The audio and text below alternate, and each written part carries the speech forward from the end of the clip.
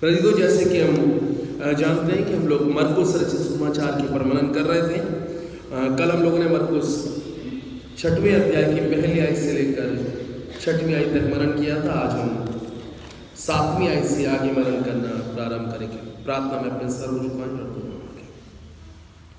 प्रभु, मेरी बुद्धि, मेरे ज्ञान, मेरी समझ, मेरी योग्यताओं को शून्य कर। उन्हें खुदावंद के इस पल से मेरे मुख से जो निकले पिता, वो मेरा नहीं तू तेरा कलाम हो और तेरे लोगों के लिए बरकतें लेकर आए, मन फिराव का आत्मा लेकर आए, खुदावंद तेरी नजदीकी लेकर आए। दया कर यीशु, अनुग्रह कर, दया कर। प्रार्थना यीशु नासरी के नाम से, आमीन। तो खुदावंद के कलाम में क्या लिखा है? फिर क्या हुआ? अभी हम लोगों ने देखा था कि यीशु मसीह का कैसे उसी के स्थान पर जहां पर वो बड़ा हुआ, अपमान हुआ, अनादर हुआ और लोगों ने उस पर विश्वास नहीं किया, और वहां से निकलकर खुदा के कलाम में लिखा है उसने 12 चेलों को अपने पास बुलाया और उन्हें 2-2 करके भेजने लगा। मेरी तो पहली बात आज की सुबह ये जो मेरी आपके जीवन में सीखने की और जानने की है वो क्या है? परमेश्वर ने हर काम के लिए कंपेनियन बनाया। इस बात को जीवन में याद रखना। परमेश्वर ने, जैसे खुदावंद के कलाम में उत्पत्ति की पुस्तक में लिखा है, परमेश्वर ने जब आदम को देखा तो खुदावंद ने आदम को देखकर कहा कि आदम का अकेला रहना अच्छा नहीं, इसलिए मैं क्या करूंगा, मैं उसके लिए एक सहायक बनाऊंगा जो उससे मेल खाए। मैं तो परमेश्वर ने निरंतर 2-2 के जोड़े बनाए हैं, जिससे कि सौदेशक में लिखा है कि अगर एक गिरे तो दूसरा उसे संभाले। यहां तक कि व्यवस्था विवरण में भी लिखा है किसी एक की गवाही से किसी को भी झूठा या प्राणदंड न दिया जाए। उसके लिए भी कितने गवाह चाहिए? उसके लिए भी कम से कम 2 गवाह चाहिए, 2 या 3 गवाह। व्यवस्था में 17 उसके 6वीं आयत से मैं तो इसीलिए प्रारंभ से अगर मैं और आप देखें, चाहे मसीह की कलीसिया के या मसीह के चेलों के बारे में बात हो रही हो, चाहे परमेश्वर के भविष्यवक्ताओं के बारे में बात हो रही हो, परमेश्वर ने निरंतर जोड़े में अपनी सेवकाई को लिया है। और तो इसलिए मसीह यीशु ने अपने चेलों को भी कैसे भेजा है? 2-2 करके, अकेले नहीं भेजा। कैसे भेजा? 2-2 करके। क्यों? मैं तो एक बात को, अकेला आदमी कहीं ना कहीं ईमान में कमजोर हो सकता है, अकेला आदमी कहीं ना कहीं परीक्षाओं में गिर सकता है, अकेला आदमी कहीं ना कहीं भटक सकता है, अकेले आदमी पर कहीं ना कहीं परिस्थितियां या विपरीत परिस्थितियां प्रबल हो सकती हैं। लेकिन जब हम यूनिटी में होते हैं, जब हम 2 होते हैं या जब हम एक परिवार होते हैं, तो कहीं ना कहीं अगर एक गिरता है तो दूसरा क्या करता है? हिम्मत मानते हैं। कई बार क्या होता है, अगर हम अकेले किसी सफर पे जा रहे हैं, अकेले अगर हम पैदल चल रहे हैं, अकेले अगर हम किसी यात्रा में हैं, तो क्या होता है? अगर हम अकेले किसी यात्रा में हैं तो हम थक भी जाते हैं, बोर भी हो जाते हैं। लेकिन जब 2 होते हैं तो क्या होता है? अरे चल थोड़ा सा और चले, अरे चल।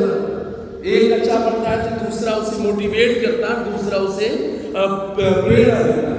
इसलिए खुदावंद के कलाम में लिखा है यीशु मसीह ने अपने चेलों को 2-2 करके भेजा। मैं तो कभी भी अपने आप को जीवन में कभी आइसोलेट मत करना। अपनी कम्युनिटी से, अपनी कलीसिया से, अपने परिवार से कभी भी अलग मत हो। क्योंकि जब मैं और आप अलग होते हैं, अक्सर में और आप गुनाह तब करते हैं जब मैं और आप कलीसिया से या परिवार से अकेले होते हैं, अलग होते हैं। अक्सर बुराई करने के लिए या अक्सर बुरे काम करने के लिए भी मैं और आप अकेलेपन को ही ढूंढते हैं। इसलिए आज की सुबह इस बात को याद रखना, जब भी जीवन में कमजोरी का पल आए, जब भी जीवन में निराशा का पल आए, तो हमेशा विश्वासियों की संगति ढूंढना। क्योंकि विश्वासियों की संगति या परमेश्वर की कलीसिया की संगति या परमेश्वर के लोगों की संगति शैतान की तमाम देखे देखी चालों को काटती है, जो मुझे और आपको निराशावान बनाते हैं, जो मुझे और आपको परमेश्वर के नियम, परमेश्वर की व्यवस्था या परमेश्वर के कानूनों से दूर ले जाने का प्रयास करते हैं। इसलिए हमेशा फेलोशिप में बने रहें। एक्चुअली ऐसी तो हम इबादत घर पे भी कर सकते हैं, लेकिन घर पर इबादत करने में और खुदा के भवन में इबादत करने में क्या अंतर है कि यहाँ पर क्या है, यहाँ पर कलीसिया है, यहाँ पर खुदावंद के चुने हुए, खुदावंद के बुलाए हुए लोग हैं। इसलिए मसीह यीशु ने भी कहा, जहाँ 2 या 2 से अधिक मेरे नाम से इकट्ठे होते हैं, मैं उनके बीच में हाजिर होता हूँ। वहां पर भी यीशु मसीह ने क्या कहा है, मिनिमम 2 तो चाहिए। इसलिए मसीह यीशु ने अपने चेलों को 2-2 करके भेजा। खुदा के कलाम में लिखा है, और आगे यीशु मसीह ने क्या कहा, उन्हें अशुद्ध आत्माओं के ऊपर अधिकार दिया।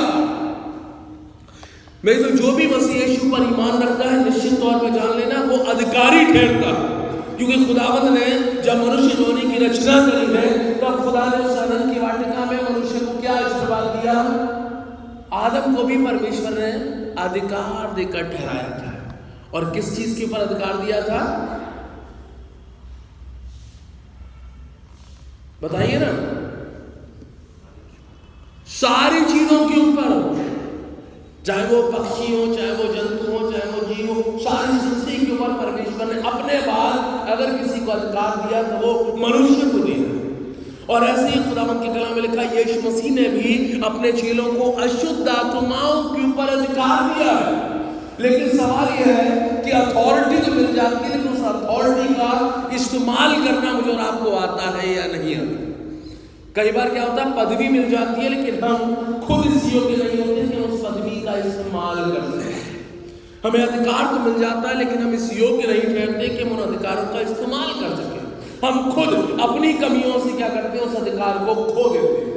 हम सब के ऊपर जितने परमेश्वर के दास दासी हैं, हम सब के ऊपर जिन्होंने मसीह यीशु को अपने व्यक्तिगत उद्धारकर्ता के रूप में मान लिया है, हम सब के ऊपर जिन्होंने पिता पुत्र पवित्र आत्मा के नाम से बपतिस्मा ले लिया है, परमेश्वर ने इस आत्माओं के ऊपर मुझे आपको अधिकारी करके ठहराया है।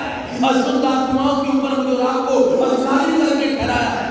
इस संपूर्ण ब्रह्मांड के ऊपर परमेश्वर ने मुझे और आपको अधिकार देकर ठहराया है, बशर्ते कि मैं और आप जिस बुलाहट के साथ बुलाए गए हैं, उस बुलाहट के अनुसार चाल ही चले। मैं आप उस अधिकार को खो न दें। इसीलिए मसीह यीशु ने अपने चेलों से क्या कहा, मसीह यीशु ने जब अपने चेलों को विदा किया है तो उनको क्या दिया, यीशु मसीह ने क्या कहा, मार्ग में अपने साथ क्या क्या लेना, बोलिए ना, बाइबल में लिखा हुआ है, सिर्फ एक लाठी लेना, उसके अलावा ना तो रोटी लेना, ना जी, ना बटुए में पैसे लेना, और ना ही झोली लेना। मैं तो रोटी सेव करने का या रोटी मार्ग के लिए लेकर जाने का क्या अभिप्राय होता है। हम लोग कब रास्ते में रोटी लेकर जाते हैं, अरे पता नहीं रास्ते में मिले या ना मिले, न जाने क्या इंतजाम हो जाए, न जाने क्या अचानक से जरूरत पड़ जाए, इसलिए क्या करते हैं, झोला लेके चलते हैं। हम बैग लेके जाते हैं ना, बैग में क्या करते हैं, अपने कपड़े वपड़े, अपनी जरूरत की बेसिक जो हमारी आवश्यकताएं हैं उनको लेकर जाते हैं। थोड़ी देखो फर्स्ट एड के लिए थोड़ा सा दवाई रख लेना, थोड़ा सा कपड़े रख लेना, थोड़ा सा ये रख लेना, थोड़ा सा वो रख लेना। परमेश्वर क्या कह रहे हैं, यीशु मसीह कह रहे हैं कि क्या करना, ना तो रोटी लेना, अर्थात तुम अपनी बेसिक चिंताओं, बेसिक आवश्यकताओं की चिंता मत करना। जब तुम परमेश्वर पर ईमान रखते हो तो तुम्हारे भोजन की, तुम्हारे रहने की, तुम्हारे खाने की, सारी चीजों की चिंता कौन करेगा, परमेश्वर आप ही कर लेगा। बटुए का मतलब सेविंग्स, भविष्य की चिंता। कई बार मैं और आप भविष्य की चिंताओं में फंस जाते हैं, और भविष्य की चिंताओं में फंसकर मैं और आप गुनाह करते हैं। न जाने बुढ़ापे मेरा क्या होगा, अरे मैं जवानी में तो हाथ पर चल रहे, तो मैं कुछ कमाकर जो है वो सेव कर लूं, मैं अपने बुढ़ापे के लिए सेव कर लूं, मैं अपने आने वाले समय के लिए सेव कर लूं, न जाने आने वाले समय में क्या हो, कैसे हो, कहां हो। लेकिन यीशु मसीह कह रहे हैं कि अगर तुम परमेश्वर पर ईमान रखते हो, अगर तुम यीशु पर ईमान रखते हो और सुसमाचार प्रचार को फैलाने के लिए चल पड़े हो, तो जिंदगी में चिंताएं मत करना। ना तो रोटी की चिंता करना कि तुम क्या खाओगे, ना ही तुम अपने भविष्य की चिंता करना, बटुए का मतलब भविष्य की चिंता, और ना ही तुम अपने लिए धन की चिंता करना, क्योंकि परमेश्वर आप ही सारे इंतजामों को करने वाला है। लेकिन तुम अपने साथ में क्या रखना? लाठी। लाठी क्या है? लाठी किस चीज का प्रतीक है? लाठी सामर्थ का प्रतीक है, लाठी अथॉरिटी का प्रतीक है।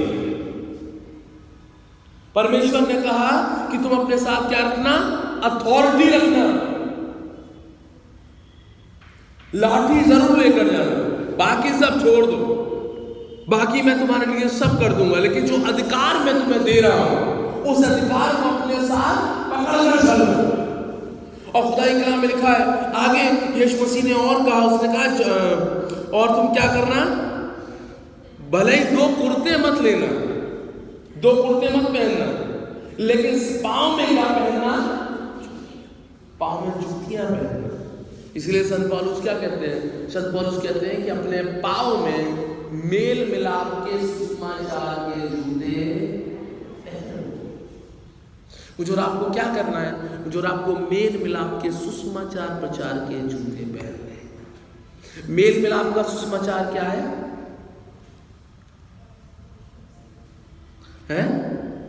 एग्जैक्टली सुसमाचार है क्या? हम लोग कहते हैं ना good news, good news, good news. हम लोग कहते हैं सुसमाचार। सुसमाचार का मतलब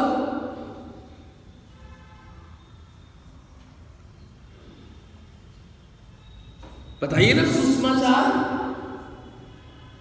अरे सिंपल, इसको और आसान कर देते हैं। सुसमाचार का मतलब अच्छा समाचार। सुसमाचार का मतलब अच्छा समाचार। अच्छा समाचार क्या है हमारे लिए? आप कह रहे हैं ये है सुसमाचार, यही है ना? ये है क्या?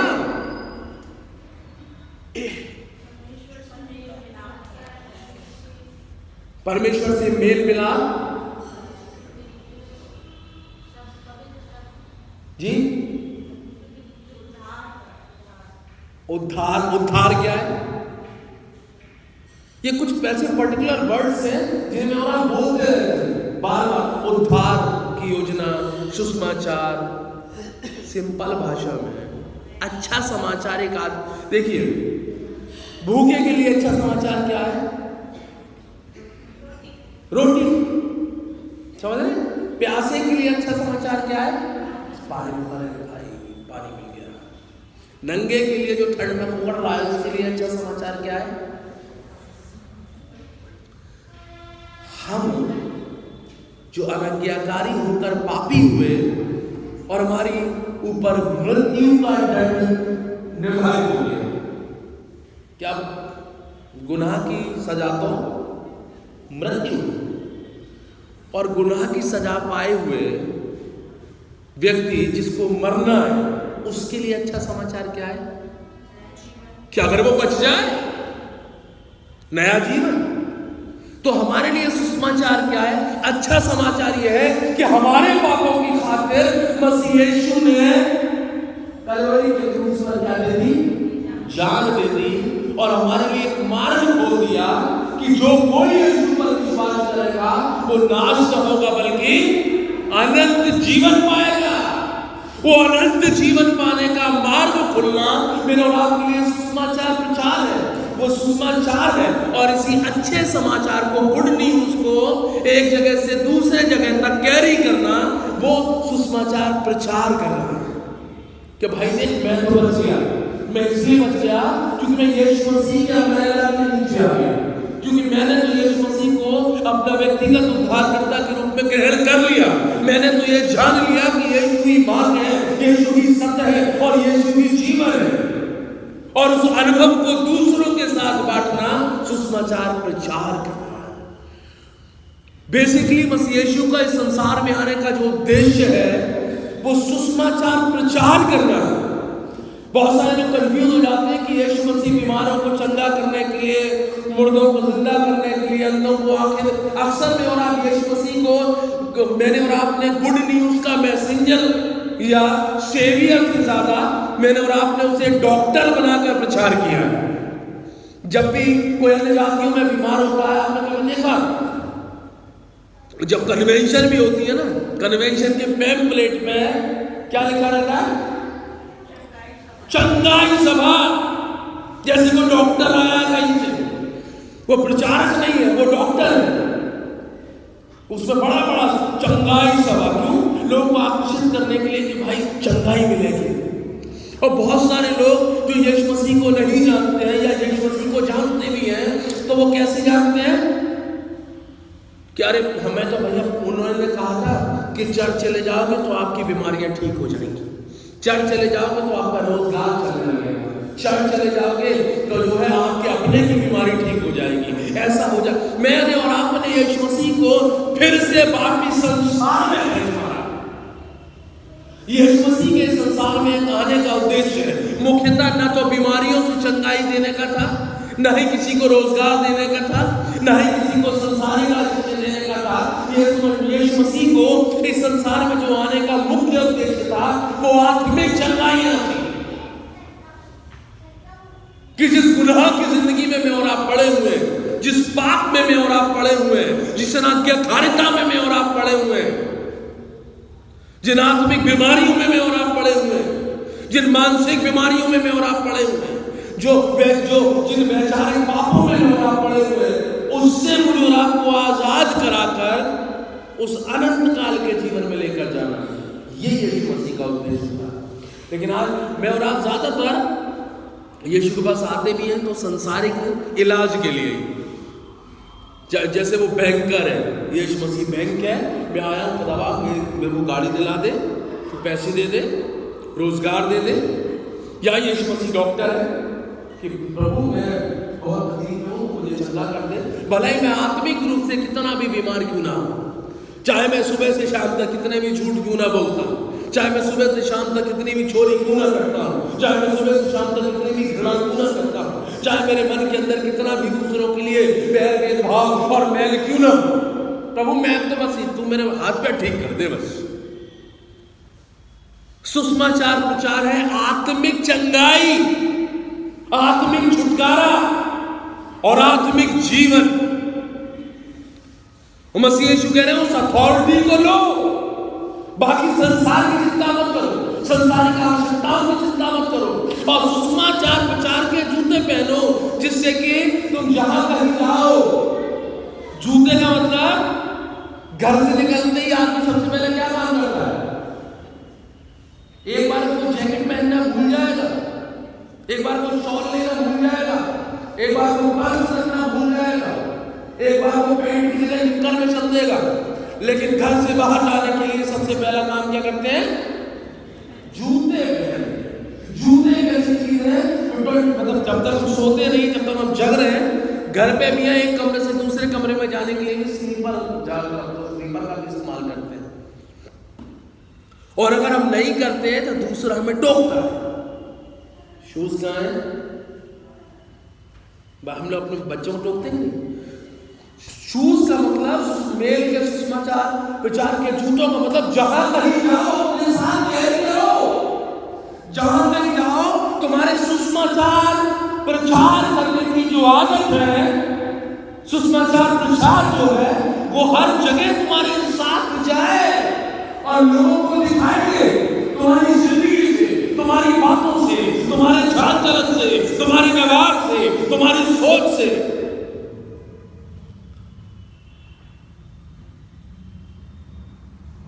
उसके बिना कुछ और आप सोच ही नहीं सकते, उसके बिना कुछ और आप कर ही नहीं सकते। इसलिए मसीह यीशु अपने चेलों से कहते हैं, वो कहते हैं जूते पहन के जरूर जाना, कुर्ता लो मत लो, क्योंकि तुम्हें सुसमाचार प्रचार के जूते पहनने हैं और वो मैसेज कैरी करना है, वो मैसेज आगे फॉरवर्ड करना है उन लोगों के पास जिन लोगों के पास अभी तक ये संदेश नहीं पहुंचा है कि मसाया आ गया है।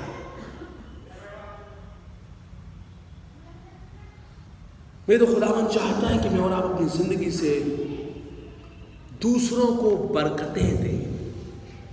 इसीलिए खुदा कलाम में लिखा है, यीशु ने कहा जहां कहीं तुम जाओ, जिस घर में तुम जाओ, वहीं ठहरना, उस घर से विदा ना होना। जिस स्थान के लोग तुम्हें ग्रहण ना करें और तुम्हारी ना सुने, वहां से चलते ही अपने तलवों की धूल भी झाड़ देना। हमारा काम क्या है? हमारा काम है मैसेज कन्वे करना, और स्वीकार करना किसका काम है? सामने वाले का, वो ले या न ले। हमने तो उसे एक बहुमूल्य बात बता दी। वो बहुमूल्य बात क्या है?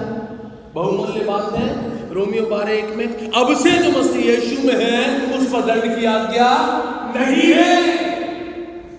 बहुमूल्य बात है यूहन्ना 3:16 कि जितनों ने क्या लिखा है 3:16 में? जोर से बोलिए ना, शर्मा क्यों रहे? परमेश्वर ने जगत से ऐसा प्यार किया, जगत से ऐसा प्यार किया कि उसने अपने इकलौता बेटा दे दिया ताकि जो कोई इस पर विश्वास पाए वो हलाक ना हो बल्कि अनंत जीवन पाए। हमने तो सुसमाचार प्रचार कर दिया, हमने तो बता दिया देखो यीशु ही मार्ग है, यीशु ही सत्य है, यीशु जीवन है। अब ग्रहण करना आपके हाथ में है, लेकिन हमारी जो जिम्मेदारी है वो तो हमें पूरी करनी है। और हमारी जिम्मेदारी है कि जो हमें सेहत में मिला है वो हम दूसरों को बांटें। जो परमेश्वर ने अनुग्रह हम पर किया है उस अनुग्रह को हम दूसरों को बताएं और उचित संदेश फैलाएं। मैसेज भी ठीक से दें। और ठीक मैसेज क्या है कि यीशु मसीह डॉक्टर नहीं है, ये सारी चीजें बाद की हैं, ये सब सेकेंडरी चीज है और ये अपने आप परमेश्वर कर देगा। हमें खुदा ने शरीर दिया है तो बीमार भी होंगे और ठीक भी होंगे। हमें खुदावंद ने पेट दिया है तो वो खाने का इंतजाम भी करे नहीं करेगा, डेफिनेट बात है। हमारे परिवार में अगर 5 लोग हैं तो 5 की जिम्मेदारी हमारे कंधे पे है, तो हमें रोजगार करना ही है। कभी रोजगार में फायदा भी होगा, कभी रोजगार में नुकसान भी होगा। ये कुछ चीजें नेचुरल है, उनको बदल नहीं सकते हम अगर सोचें कि हर समय हम प्रभु से लिपटे रहेंगे तो हर समय हमारा रोजगार पीक पे जाएगा। हम प्रभु से ज्यादा घंटों प्रार्थना करेंगे तो हम करोड़पति हो जाएंगे। हम प्रभु से ज्यादा प्रार्थना करेंगे तो हमारे शरीर में आत्मा में दर्द नहीं होगा। अरे क्यों नहीं होगा भाई? ये मशीनरी है, चलेगी तो खराब भी होगी, कोई दिक्कत नहीं है। इन सबको चलने दो जैसे चल रही है। सबसे पहले जो आपको अगर किसी चीज की परवाह करनी है तो जो आपको किस चीज की परवाह करनी है? अपनी आत्मा की। खुदा की कलाम में लिखा है, अय्यूब की पुस्तक में खुदावंद का दास कहता है अय्यूब 14 में 5, 6, 7, 8 वो कहता है कि हर एक मनुष्य की आयु के दिन गिने हुए हैं, अभी तो उसके महीनों की गिनती भी परमेश्वर दे रहा है। हर आदमी की आयु के दिन गिने हुए हैं, कोई टेंशन नहीं। यहाँ हो सकता है तकलीफों में हो, यहाँ हो सकता है बीमारियों में हो सकता है यहाँ लाचारियों में हो सकता है कमजोरियों में हो सकता है हम गरीबी में अपनी जिंदगी को जी रहे हैं। लेकिन अगर हम आत्मा से बलवान हैं, अगर हमारा मन परमेश्वर के साथ जुड़ा हुआ है तो डेफिनेट परमेश्वर हमें उस अनंत काल के जीवन में स्थान देगा जिसे देने का वादा खुद यीशु ने किया है। यूहन्ना 14 में उसने कहा टेंशन मत लो, तुम्हारा मन व्याकुल ना हो, जैसे मेरे पिता पर विश्वास करते हो मुझ पर भी करो। मेरे पिता के घर में रहने के बहुत से स्थान अगर ना होते तो मैं तुमसे कह देता। मैं चाहता हूँ ताकि तुम्हारे लिए जगह तैयार हो जहाँ पर मैं रहता हूँ वहाँ तुम भी रहो।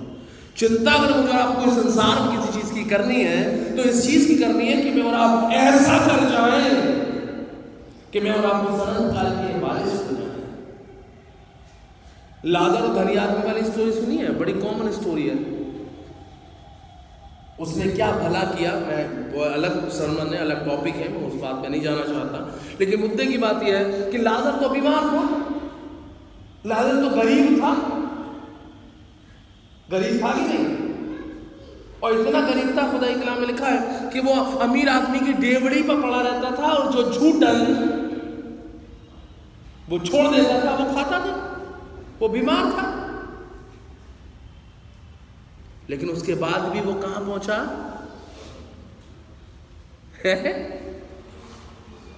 कहां पहुंचा? इब्राहिम की गोद में, अर्थात स्वर्ग में। और धनी आदमी, उसके पास सब कुछ है, बढ़िया बैगनी कपड़े वपड़े हैं, बढ़िया मस्त नौका चाल रहा है, पैसे वाला है, सब कुछ है। लेकिन एट लास्ट क्या हुआ उसका? कहाँ पहुंचा? नरक में। और उस नरक की आग में वो जल रहा है, वो चिल्ला रहा है, वो तड़प रहा है, उसे दर्द हो रहा है। और दोनों ही जगह इटर्नल है। अनंत काल की मृत्यु भी इटर्नल है और जीवन भी इटर्नल है। मुझे और आपको इस संसार से ज्यादा अगर चिंता करनी है तो आने वाले संसार की, आने वाली इटर्निटी की चिंता करनी है कि मैं और आप कहां पहुंचे हैं, मैं और आप किसके लिए भाग रहे हैं, मैं और आप किसके लिए यीशु के पास आए हैं। वो अनंत काल का जीवन पाने के लिए मैं और आप यीशु के पास आए हैं, या क्षणिक भर की संसारिक आशीषों के लिए यीशु के पास आए हैं। बाकी तो खुदावंद अपने यहाँ बरकत देने वाला है, निश्चित तौर पर जान लेना। खुदावंद ने मुझे और आपको बरकतें ही दी हैं। खुदावंद ने मुझे और आपको बहुत आशीषों बरकतों से नवाजा है। अगर मैं और आप अपने सांसारिक आशीषें गिनने बैठ जाए, अगर मैं और आप अपनी सांसारिक आशीषें गिने, मैं अपनी जिंदगी की ये बात करूं कि आज से 15 साल पहले मेरा स्तर क्या था, मैं किस स्टैंडर्ड में था, और आज मैं तुलना करूं तो मैं खुदावंद के अनुग्रह से सांसारिक तौर से आगे बढ़ा ही हूं। आशीषें आपने भी कहीं ना कहीं अपनी जिंदगी के अंदर सांसारिक आशीषें पाई ही होंगी। लेकिन सवाल यह है कि बीते वर्षों में मैंने और आपने आत्मिक कितनी बलवंतता पाई है, आत्मा में मैं और आप कितने मजबूत हुए, आत्मा में मैंने और आपने कितने अपनी कमियों को अपने जीवन से दूर किया है, और मैं और आप आत्मिकता में कितने बलवंत हुए। क्या वो अधिकार जो परमेश्वर ने मुझे और आपको मनुष्य होने के तौर पर दिए थे, क्या मैंने और आपने उन्हें पुनः पाया? क्या मैं और आप अशुद्ध आत्माओं पर विजय पाने वाले हैं, या मैं और आप अशुद्ध आत्माओं की खुद सेवा करने वाले हैं? मुझे तो कहीं ना कहीं मुझे और आपको अगर अशुद्ध आत्माओं पर अधिकार वापस पाना है तो परमेश्वर में आत्मिक रूप से बलवंत होना होगा। मेरे खुदा के कलाम में लिखा है, यीशु ने खुद भी मन फिराव का प्रचार किया, और यीशु ने अपने चेलों को भी यही कहा कि काय का प्रचार करना? मन फिराव का। यीशु मसीह के संसार में आने का मुख्य उद्देश्य यही है कि वो मन फिराव का प्रचार करें। और हमारे जीवन का मुख्य उद्देश्य क्या है? कि हम मन फिराएं। पहले हम खुद मन फिराएं और उसके बाद मन फिराव का प्रचार करें। तो खुदावंद ने हर एक के कंधे पर अलग अलग जिम्मेदारियां दी हैं। खुदावंद सबसे सबका हिसाब लेगा। हम सबको भी मन फिराव का प्रचार करना है। और निश्चित तौर पर जान लेना, जब मैं और आप अपनी अथॉरिटी को अनुभव कर लेते हैं, जब तक अथॉरिटी अनुभव नहीं की है तब तक मैं और आप कुछ भी नहीं कर सकते। चाहे जितने पल के लिए मैंने और आपने अथॉरिटी अनुभव करी है, जितने पल के लिए मैंने और आपने अभिषेक हासिल किया है, जैसे अभिषेक आता है वैसे चला भी जाता है। अभी चेले हैं, खुदा के कलाम में लिखा है, यही चेले हैं जो क्या कर रहे हैं? दुष्ट आत्माओं को निकाल रहे हैं। खुदा के वचन में लिखा है, और बहुत सी दुष्ट आत्माओं को उन्होंने निकाला, और बहुत से बीमारों पर तेल मलकर उन्हें चंगा किया। यीशु मसीह के रहते अभी यीशु मसीह क्रूसिफाइड नहीं हुए। और फिर यही चेले हैं कि जब यीशु मसीह को क्रूस पर चढ़ाया जा रहा है तो एक भी चेला यीशु के साथ नहीं है। सारी बातें भूलकर वो कमरे में छुप कर बैठे हुए हैं, वो अपनी अथॉरिटी को खो बैठे हैं। वो फिर से नॉर्मल मनुष्य बन गए। फिर जब इन्होंने पेंटेकोस्त के दिन पवित्र आत्मा का अनुभव किया, फिर से इनके ऊपर अभिषेक आया, फिर इन्होंने दोबारा वही काम करना चालू किया। समझ रहे हैं? और अथॉरिटी आती है, चली भी जाती है, अभिषेक आता है और चला भी जाता है। उस अभिषेक को सस्टेन करना बड़ी चीज है, उस पवित्र आत्मा को होल्ड करके रखना बड़ी चीज है, उस अधिकार को बना के रखना बड़ी चीज है। कई बार जब मैं और आप प्रार्थनाओं में आगे बढ़ते हैं तब खुदावंद का अभिषेक मेरे आपके जीवन पर आता है, लेकिन उस अभिषेक को हासिल करके, उस अधिकार को हासिल करके, उस सामर्थ को हासिल करके मैं और आप फिर लापरवाह हो जाते हैं। मैं और आप फिर प्रार्थनाएं करना कम कर देते हैं, मैं और आप फिर वचन पढ़ना कम कर देते हैं, मैं और आप फिर परमेश्वर की नजदीकी में आना कम कर देते हैं। और जब मैं और आप ये कम करने लगते हैं तो धीमे धीमे करके अभिषेक और धीमे धीमे करके अथॉरिटी सब मेरे और आपके जीवन से चली जाती है। वो मेरे और आपको लाइफ में यूं अपना ग्राफ नहीं बनाना है, कभी परमेश्वर में ऊपर, कभी परमेश्वर में नीचे, कभी परमेश्वर में ऊपर, कभी परमेश्वर में नीचे। इस ग्राफ से मैं और आप सफलता हासिल नहीं कर सकते। क्यों? जरूरी नहीं है कि जब मेरा आत्मिकता का ग्राफ ऊपर है तभी यीशु मसीह में आएगा, सियासत में आएगा।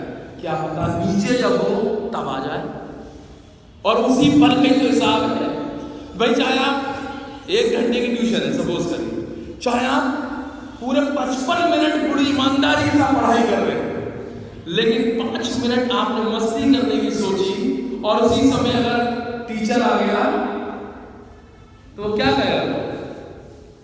क्या करेगा टीचर जी? 100% मारेगा। आप कितना भी चिल्लाते रहे, सर मैं पूरे 55 मिनट पढ़ाई।